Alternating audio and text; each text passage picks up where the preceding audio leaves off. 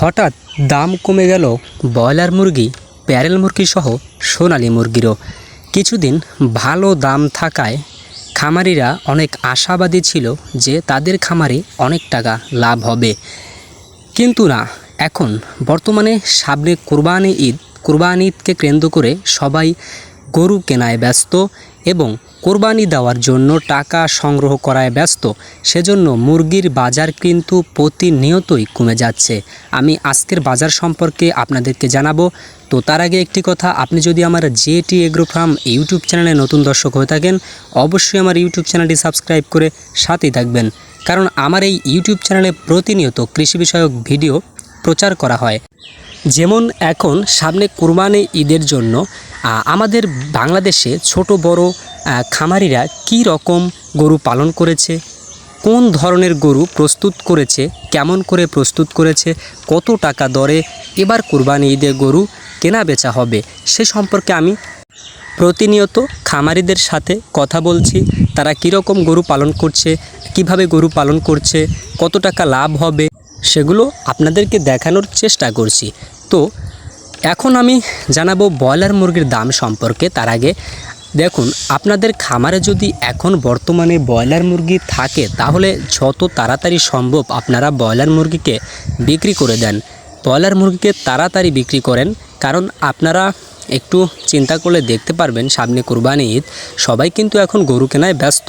ছোট বড় মাঝারি এরকম গরু কিন্তু এখন সবাই কিনবে, কোরবানি ঈদের জন্য সবাই গরু কিনবে। আর যারা গরু কিনবে না, তারা গাওয়ালা ভাগ আছে, মানে কোরবানি ঈদে সবাই কিন্তু প্রতিটি ঘরে, গরিব হোক বড়লোক হোক, সব ঘরে ঘরেই কিন্তু গরুর গোশটা পৌঁছায় আর কি। সেজন্য এখন কিন্তু ব্রয়লার মুরগির চাহিদাটা একটু মানুষের মাঝে কমই থাকবে। সেজন্য আমি সাজেস্ট করব যে আপনাদের খামারে যদি মুরগি থাকে, তাহলে আপনারা বিক্রি করলে ভালো হয়। সেটা আপনাদের ব্যাপার, বাকিটা আপনারা দেখবেন যে আপনারা মুরগি বিক্রি করবেন কি না।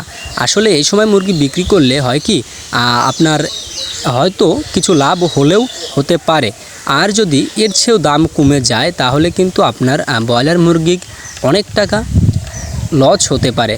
তো আমি সেজন্য বলছি যে যদি আপনারা চান যে, তাহলে কিন্তু ব্রয়লার মুরগিকে বিক্রি করে দিতে পারেন। এখন যদি মুরগি বড় থাকে তাহলে অবশ্যই বিক্রি করে দিন, কারণ এখন বিক্রি করলে আপনি কিছু টাকা লাভ হলেও হতে পারে। তো আজকের ব্রয়লার মুরগির বাজার সম্পর্কে আমি জানাবো। আজকে মুরগির বাজারটা হচ্ছে 150 থেকে 55 টাকা দরে কিন্তু পাইকারি রেটে বিক্রি হচ্ছে।